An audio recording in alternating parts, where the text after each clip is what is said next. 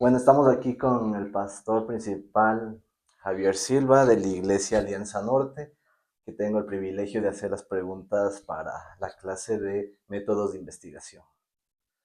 Pastor, vamos a empezar con una pregunta en la cual implica que hubo algo más del llamado del Señor que lo inspiró a convertirse en pastor. Bueno, gracias Jorge, gracias por la oportunidad. Sí, yo creo que el llamado en sí del Señor es interesante, pero sí creo que hubo varias cosas más. Primero, el que mi madre me sembró mucho la palabra. Yo nací en un hogar cristiano donde mi mamá era creyente y mi papá no. Y de hecho mi padre se convierte después de 20 años de mi mamá ser creyente. Pero creo que Eh, mi madre era la persona de la iglesia, en este caso éramos de la iglesia Príncipe de Paz de Ingaurca en Ambato, la persona que cada vez que se invitaba a un pastor o un predicador, mi madre siempre los hospedaba. Y creo que ese escuchar a pastores, a misioneros, que contaban sus historias, creo que también de alguna otra manera fue sembrando en mí y creo que en la familia ese concepto de la importancia del servir al Señor. Creo que el modelo de mi madre, una mujer que ama a Dios profundamente y siempre estuvo involucrada en la obra, en el servicio, en el ayudar, de hecho fue diaconisa, colaboraba, servía, ayudaba. Creo que todos esos detalles fueron partes importantes eh, para que el Señor ya estaba trabajando. Yo creo que Dios está trabajando siempre, ¿no? Y de alguna otra manera esas experiencias en casa, esas experiencias eclesiásticas, creo que es parte de todo ese llamado que Dios te prepara para llegar al punto ¿no? Cuando Dios te llama, ya Dios ha estado trabajando. Y creo que con todos Dios está trabajando ya de antemano, aun cuando no nos damos cuenta, ¿no? Aun cuando, hasta digo yo me alejé de Dios a los 15 años y a los 19 me reconcilié con Dios. Aún digo, esas experiencias de alejamiento, malas acciones y decisiones en este caso, hasta eso Dios ha ocupado para hacerme ver el pecado, hacerme ver la maldad y hacerme ver la necesidad de un Dios, ¿no? ¿Qué pasa? Ok, ¿y cómo describiría su llamado ministerial a pesar de que menciona que anteriormente ya le fue preparando? En mi caso, primero, cuando Dios me llamó, no creía, porque yo decía de mi familia, la oveja negra era yo, entonces tenía hermanos más bonitos que yo, ¿no? Entonces creo que hay veces uno piensa y cree, y obviamente, que es indigno de ser pastor o seguir un llamado pastoral en mi caso. Y obviamente eso me hizo buscar más de Dios. Y creo que en particular algo que ocurrió en mí para cuando descubrí mi llamado era que había una pasión, un poco como lo que los apóstoles decían, ¿no? Hay un fuego en mí que no me deja, tengo que decir, tengo que hablar, tengo que predicar, tengo que hacer. Y así fue mi vida, ¿no? Había algo en mi interior que me llevaba tanto a meterme en la iglesia, en la obra, en el evangelismo, en el cuidado, en el discipulado, que obviamente para mí era el deseo de servir al Señor simplemente, ¿no? Y en esa dinámica habían pastores que me decían, Javier, a lo mejor tengas el llamado. Yo les decía, no, están locos, yo no voy a ser pastor, yo qué.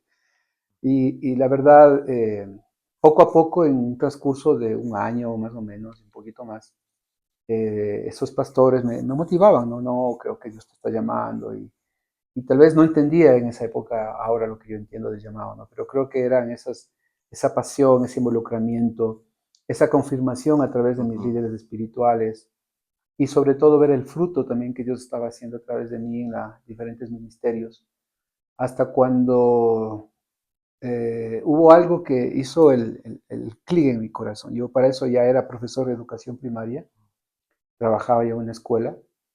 ¿Y qué pasó? Que a mí me encantaba enseñar, bueno, siempre me ha gustado Ujú. enseñar, ¿no? Pero hubo algo que ya dejó de apasionarme la enseñanza de los niños. Y ya no era como antes que me sentía súper bien, sino como que ya se convirtió hasta en un peso, ¿no? Porque claro, Dios me estaba quitando un poquito de esa pasión por servir a los niños en la escuela y ponerme la pasión por servir a Dios en la iglesia y obviamente en la obra que Dios quería. Entonces creo que ahí entendí que ya era el tiempo realmente de dejar. ¿no es cierto? Mi trabajo y lo que más, y irme a prepararme para poder estar listo a la obra del Señor. Yo creo que ese es el punto donde yo dije, ahora sí ya. Tal vez algo más que confirmó, bueno, mi papá en esa época no era creyente, ahora sí, gracias a Dios. Y mi papá hizo algo que yo le dije, mi papá primero no quería que sea pastor, de hecho le pedí a mi papá que me bendiga y no le pedí plata, solo la bendición. Y mi papá dijo que no me va a dar la bendición chútica. Y eso para mí sí fue muy complicado, porque siempre me he movido bajo autoridad. Entonces era como, Señor, o sea, aquí tienes que hacer algo, porque si me estás llamando, tienes que comenzar a mi papá que me dé la bendición para eso, ¿no? Y fue interesante que justo le dije, papá, mira, hay un evento misionero, unas semanas de ir al Oriente. Para esa época yo no comía muchas cosas en la casa, no era medio melindroso, dicen, ¿no? Y fue interesante porque, claro, mi papá dijo, se va al Oriente y tiene que comer la yuca que no me gustaba comer y me pagó, era caro, me pagó eso y para que me decepcione de servir al Señor. Y después de unas 3 semanas de toda esa capacitación y la experiencia misionera con el Guagrani en el Oriente, eso confirmó mi llamado. O sea, dije, ahora sí estoy totalmente seguro que tengo el llamado al servicio de la obra. Eso realmente fue muy bueno para mí. Entiendo, o sea, a partir del que Dios y su Padre le envían al Oriente, Ujú. Dios le confirma en ese momento que Me realmente me reconfirma reconfirma lo que yo ya estaba, ya sentía sentía y obviamente ya tenía más claro, para mí ya mucho más claro, más ¿no? claro. Pero creo que eso fue ya la culminación de mi proceso, de mi llamado personal al ministerio, ¿no? Ok, ok. Muy interesante, Paz, por lo que comenta, pero ¿cuáles son los mayores desafíos que ha enfrentado dentro de su ministerio? Yo creo que como Pablo a Timoteo, ¿no? Pablo le decía a Timoteo, cuídate de ti mismo y de la doctrina. Creo que el mayor desafío es uno mismo, porque siempre tu carne te jala a querer hacer lo que tú quieres, ¿no? En el ministerio hay muchos ataques del enemigo, ataques de la gente, pero también hay un ataque interior tuyo, ¿no? Que tu carne quiere hacer lo que quiere y sobre todo cuando las cosas van bien, el orgullo es algo que el enemigo quiere hacerte creer que eres tú. Entonces, ministerialmente yo creo que hay que cuidarse mucho de entender que la obra es de Dios, que uno solo es un instrumento y que al final de cuentas es por la gracia y la misericordia de Dios, ¿no? Creo que también en la dinámica pastoral, ministerial, siempre va a haber oposición, de todo tipo. Y ahí es cuando tienes que entender que esa oposición no lo veamos solamente como algo negativo, sino que son oportunidades para tomar más armas espirituales, para entender que al final la lucha es con el Señor, con armas que Dios te ha dejado. Eh, Vas a tener gente que te critica, como hay otros que te alaban. Cuando te alaban mucho es peligroso el orgullo. Cuando te critican es muy peligroso el desánimo. Entonces tienes que estar seguros y creo que esa es una parte importante. ¿Quién eres tú? No sé si te acuerdas del pasaje cuando Jesús estaba lavando los pies de los discípulos, ¿no? Y en este pasaje es interesante porque dice, como él sabía quién era y a dónde iba, después de esas palabras, dice que él se levanta y comienza a lavar los pies de los discípulos. Exacto. Ujú. Porque cuando tú sabes quién eres y a dónde vas, no tienes ese problema de complejos, ¿no? O de superioridad o de inferioridad. Entonces no tienes problema el lavar los pies, en este caso a los discípulos, como lo hizo Jesús. Entonces, creo que una de las claves en la vida ministerial es eso, ¿no? Es tener claro quién eres tú, ¿no? Para quién sirves, ¿no? Porque cuando sabes quién eres y a quién sirves y a dónde vas, cuando vienen críticas, dice, bueno, gracias por los consejos, pero al final sabes a quién sirves. Cuando te alaban mucho, dices, no, porque yo sé quién soy un instrumento de Dios. Entonces, esas situaciones que todo pastor o misionero o evangelista vive, porque todos viven eso, solo que algunos en menor o mayor grado, tienen que tener claro quiénes son en Cristo Jesús. Que entiendan que somos solamente instrumentos poderosos de Dios, somos vasijas, ¿no es cierto?, en las manos del alfarero y que al final es el poder de Dios que fluye y esa es la clave. Entonces, yo creo que esa es la parte donde uno tiene que estarse siempre cuidando, ¿no? y entendiendo que sí, habrá oposición y es parte de la norma, pero más bien verlo en positivo, ¿no? Verlo, Señor, bueno, si hay oposición, pues vamos a orar, vamos a buscar la solución, vamos a hacer nuestra tarea. Y obviamente, claro, habrá desafíos ministeriales que siempre los hay, pero que yo siempre soy de los que veo el vaso medio lleno. No soy del que Entiendo. veo el vaso medio vacío. Entonces, para mí, una crisis es una oportunidad. Ujú. No es una barrera, más bien es, gracias Señor, bueno, aquí vamos, confiamos y vamos en tu nombre y nos hace buscar más de Dios, depender más de Él y bueno, ahí vamos avanzando. Me surge una inquietud, Paz, en el tema del orgullo y el tema, como mencionaba anteriormente, que habrán críticas, pero también hay personas que le alaban demasiado. ¿Cree que en este tiempo hay pastores que caen en ese falso orgullo de una u otra manera, pensando que son ellos, más no? En otras palabras, ¿cree que hay pastores que se han desviado a través de ese sistema les ha afectado mucho por un lado las críticas, por otro Ujú. lado se creen los mejores pastores y se olvidan del enfoque a quien siguen? La verdad, yo creo que Ujú, todos hemos caído en eso. O sea, es raro ver a un pastor que no ha caído o en el orgullo o en los complejos o en ujú, las... Porque el acto de la vida ministerial es muy pública, ¿me ujú, entiendes? claro, Y habrá mucha gente que te va a agradecer, felicitar por el consejo, la preocupación, las prédicas, la enseñanza, etc. Entonces vas a tener siempre de ese lado y ahí tienes que estar claros, como te decía, en quién eres tú en Cristo, exacto. ¿no?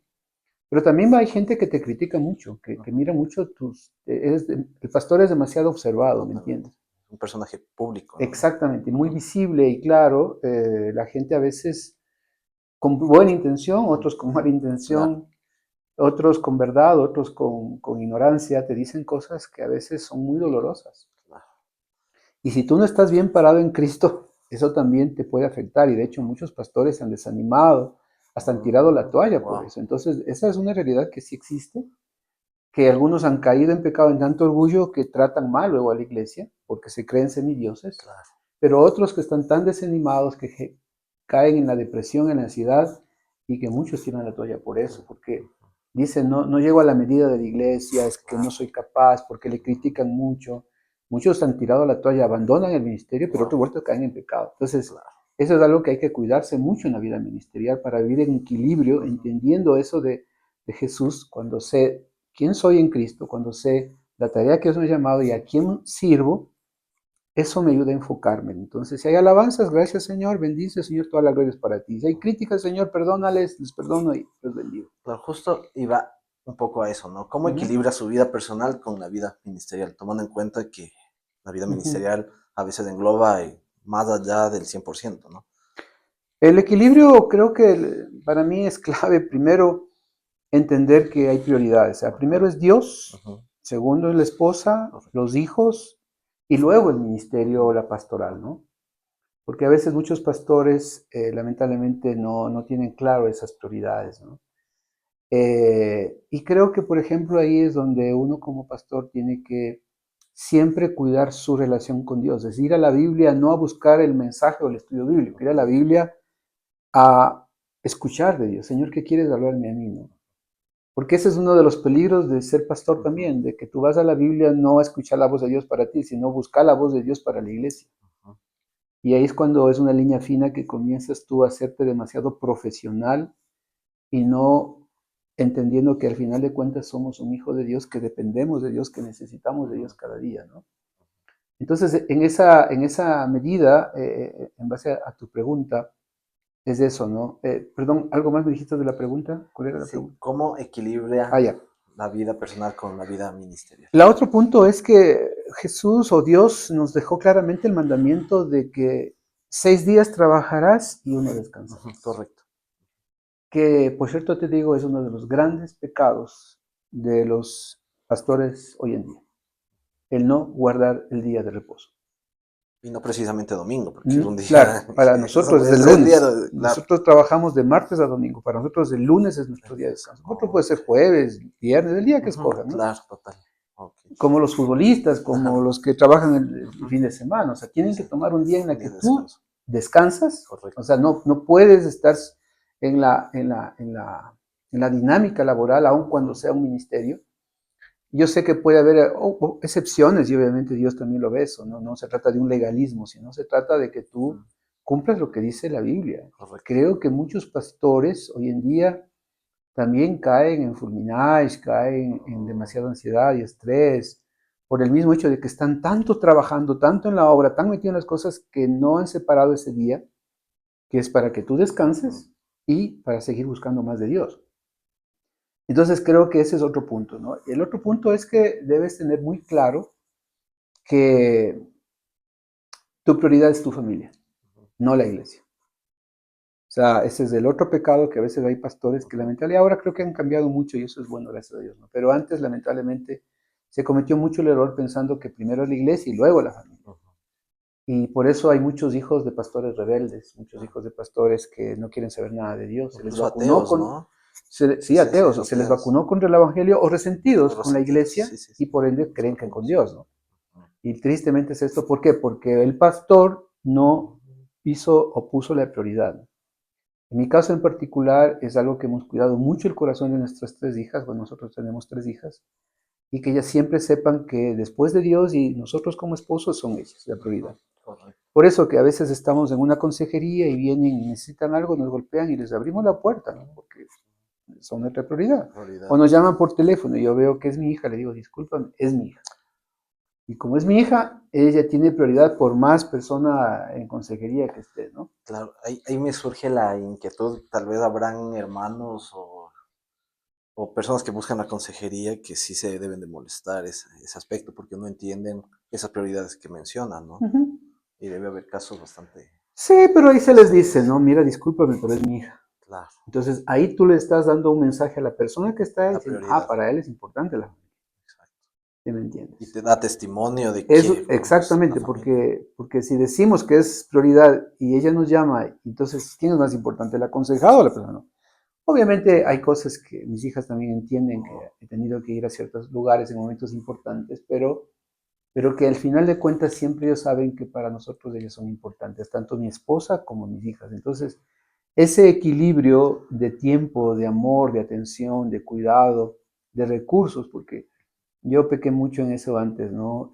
A veces era dado mucho a la gente, ayudar a la gente, a costa de no darle a mis hijas, ¿no? Oh, Hasta que algún día entendí que no, o sea, yo tengo que también económicamente hablando, ¿no? Porque a mí me encanta dar ofrendas, ayudar a la gente. Y aún los pocos recursos que teníamos en un momento dado. Entonces yo ayudaba a la gente, pero a veces mi hija me pedía y le decía, mi hijita, no tengo, pero claro, pero tenía para. Entonces dijo Dios, no, ¿cómo es que le das a los otros, que está bien, pero no le das a tu familia? Siendo el primer ministerio la familia, Exacto, ¿no? y cuando hay un texto bíblico, el que no da para su casa, ¿no? Total. O sea, ¿cómo no puedes dar para tu casa, para tus hijos, ¿no? Es peor que un infierno, entonces obviamente. Eso me hizo cambiar mucho y ahora he estado también poniendo orden, bueno, ya hace años he puesto orden en eso, el tener el equilibrio ministerial, que es muy importante tener eso, Claro. porque de lo contrario destruyes tu familia y por ende tu ministerio. Pan de cascada, ¿no? Sí. Listo, Paz, pero ¿qué mensaje considera esencial para la iglesia de hoy en día? Uy, hay muchos mensajes esenciales, ¿no? Creo que lo primero sería para mí es la necesidad de volvernos a... En el Antiguo Testamento dice las sendas antiguas, ¿no? En el Nuevo Testamento es buscar al principio que es darle gloria al Señor y adorarle a Él, ¿no? Y eso tiene muchas implicaciones, no se trata solo de alabar, de cantar en casa, sino involucra de vivir una vida en santidad. Creo que la iglesia tiene que volverse a buscar la santidad y en ese glorificar a Dios es evangelizar y hacer discípulos, ¿no? Creo que la iglesia está perdiendo mucho el tema de la evangelización, del discipulado, de vivir una vida santa, consagrada a Dios, y se ha acomodado mucho, ¿no? Cuando hablo de la iglesia, no solo hablo de la iglesia local, sino hablo de la iglesia en general, donde creo que la iglesia en general necesitamos despertar a lo que era desde el principio, ¿no? Y cuando tú lees Hechos capítulo 2 y ahí en adelante, es una iglesia que perseveraba en la doctrina, en la comunión, en el partimiento del pan, en las oraciones, se ayudaban mutuamente, y Dios hacía la obra, la gente hablaba de Dios, compartía su testimonio, y la iglesia obviamente iba creciendo, el Señor daba el crecimiento, ¿no? Pero Pero creo que la iglesia está perdiendo mucho porque se está acomodando, ¿no? Se está acomodando, se está distrayendo.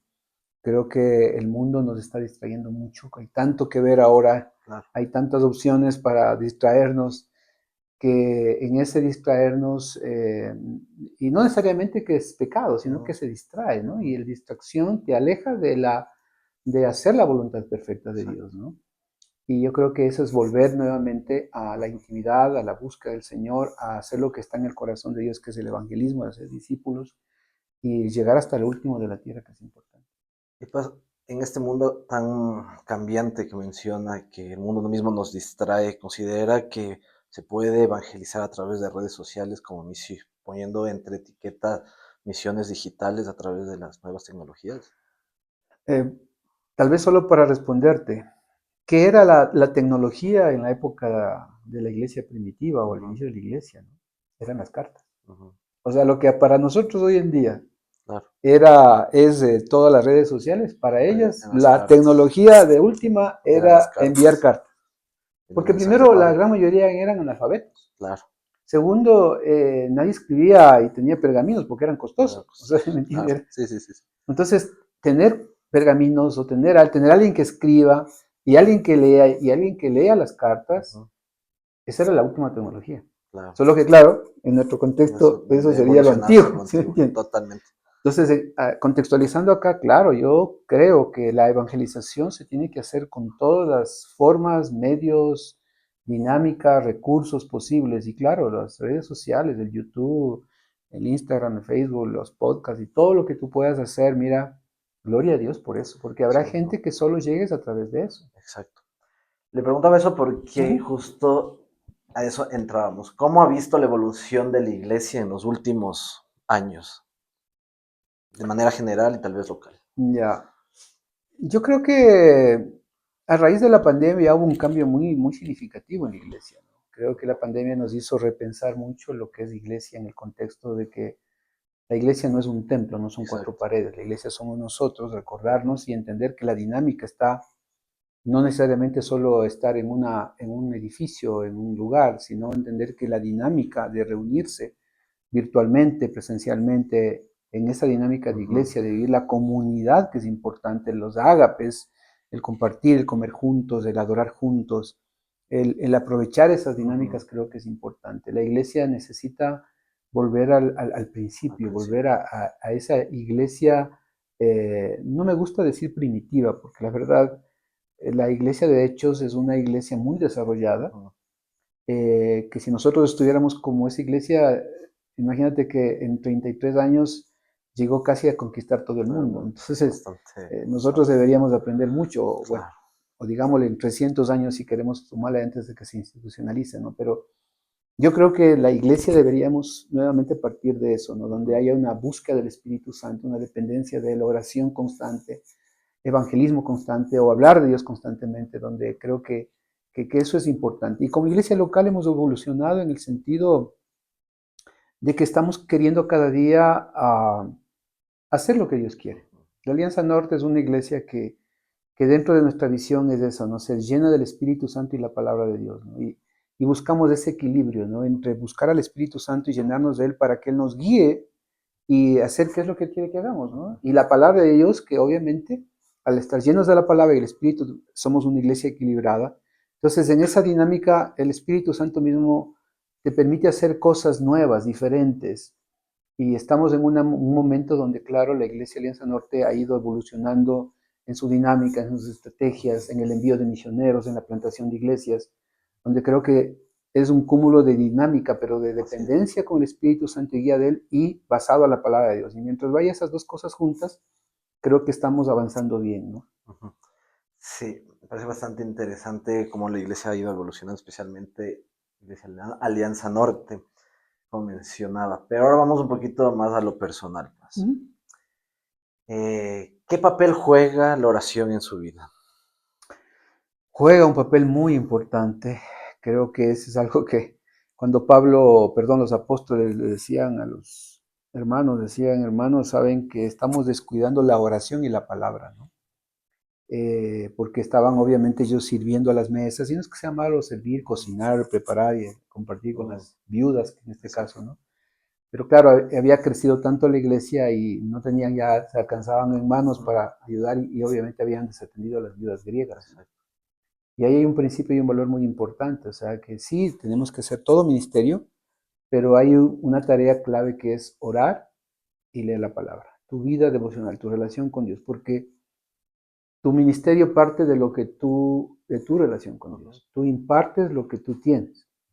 Y si yo no tengo una vida de oración, no hay un modelo perfecto de oración, ¿me entiendes? Yo no creo que, porque a veces la gente pregunta, y bueno, ¿cuántas horas ora? O no tanto le veo eso, sino más bien de intimidad con Dios, ¿no?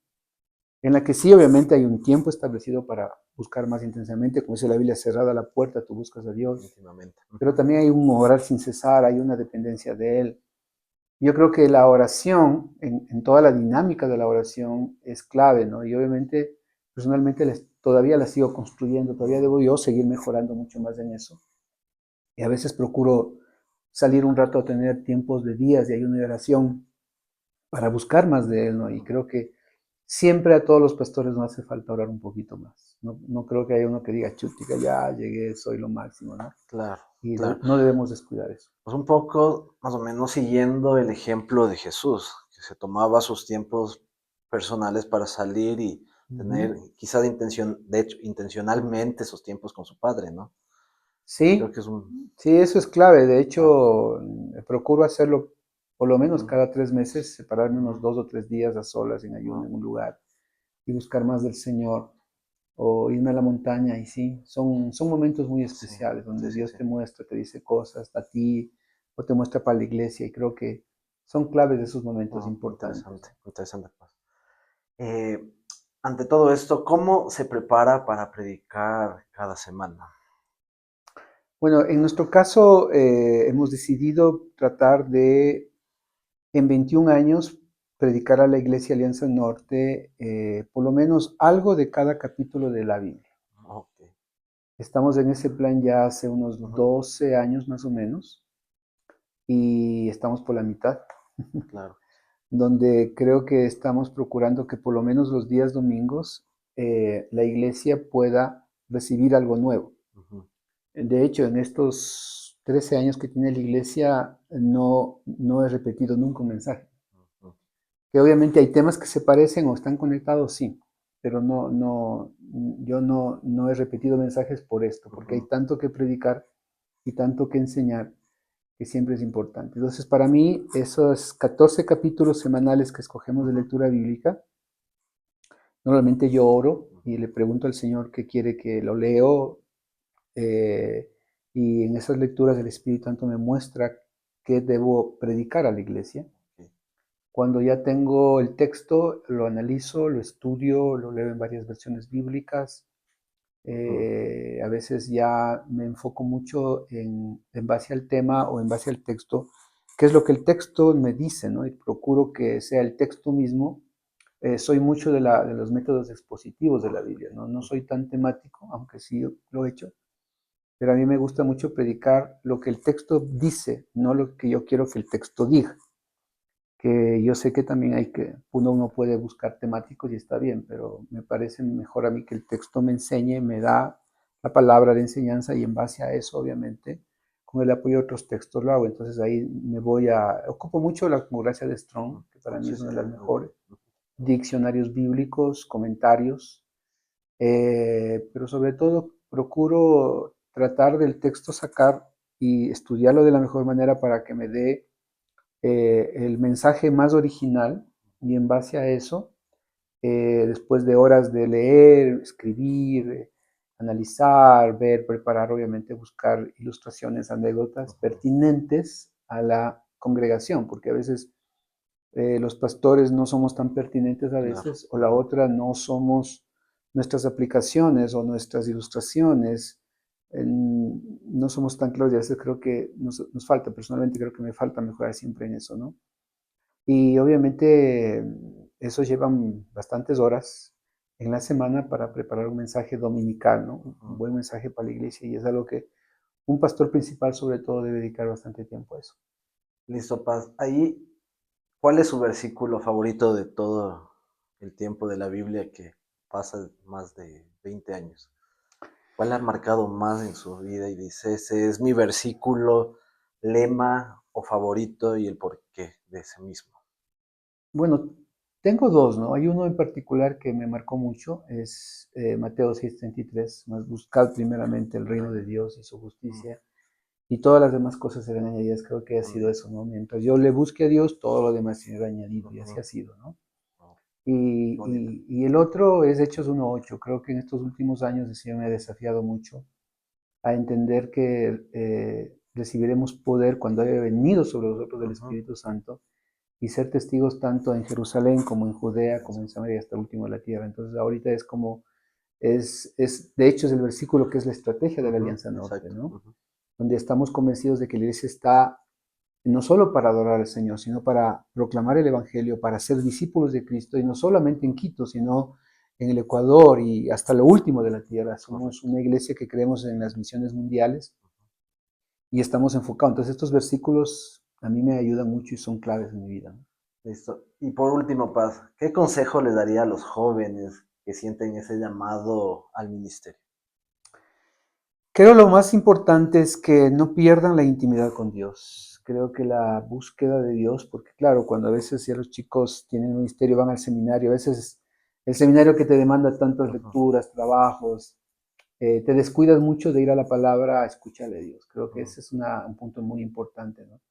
La otra es que si tienes un llamado tienes que estar sirviendo, ujú, porque el gran error de muchos también es que solo quieren estudiar para luego servir. No, no, mientras sirvo me preparo para claro. que me va a ayudar y me va a aportar. Creo que los seminaristas o que están en un llamado y un seminario pierden mucho cuando dejan el ministerio por el seminario. Creo que la mejor manera siempre es estar involucrado en la iglesia de alguna otra Ujú, manera para que apliques lo que ujú, vas aprendiendo y también eso va a permitirte que lo que tú recibes, disiernes, diriges, digieres, perdón, mejor la enseñanza y la aplicas de la mejor manera en tu contexto, ¿no? Creo que eso va a aportar mucho, ¿no? Creo que la clave es cuidarse mucho su vida personal, porque el enemigo siempre va a buscar la manera de desanimarte, bloquearte o simplemente que peques y obviamente eso va a ser muy perjudicial a tu vida espiritual. Entonces hay que cuidarse mucho, mucho de ujú, eso. Relacionarte con gente más sabia. Creo que cuando uno está empezando en el ministerio tiene que estar teniendo relaciones con pastores un poquito más de edad, de más experiencia, porque esas experiencias de pastores ujú. que hemos cursado un poquito más de años, de alguna manera también te va a permitir cometer menos errores, ¿no? Claro, ser sabios más que Sí, nada. Sí. a veces digo yo, es menos doloroso aprender de los errores de otros que de uno Claro. mismo. Entonces, eso al menos yo he intentado conversar siempre con pastores mayores que me han ayudado mucho en la vida pastoral y creo que a veces también es bueno eso, ¿no? Claro. Entender que hay otros que ya han transitado, ¿no? Ujú, Entender que el ministerio, muchas cosas, gracias a Dios, ya se han desarrollado. Entonces, hay cosas que no necesitas desgastarte en hacer algo, sino más bien en hacer lo que Dios quiere que se haga, cogiendo herramientas que existen ahora y que te aportan, ¿no? Entonces, ujú, enfocarte y entender claro cuál es de tu llamado, porque aun cuando tengas un llamado pastoral hay una carga de Dios, ¿no? ujú, así es. No necesariamente no todos son pastores principales, pero hay pastores de niños, pastores de jóvenes, Ujú, pastores de muchas formas que también Dios le incluye y pone en su corazón. O sea, no necesariamente quiero ser pastor para ser una vez ujú, pastor principal, sino simplemente servirle donde Dios quiere ubicarme y eso es así es. importante. Así es. Eso sería todo, Paz. Más bien le agradezco su tiempo y sobre todo esperemos que este video pues sea edificante para las personas que lo vean. Si fuese el caso. Con mucho gusto estamos hablando de Jorge. Gracias, Paz. Que Dios te bendiga mucho. Igual, Paz.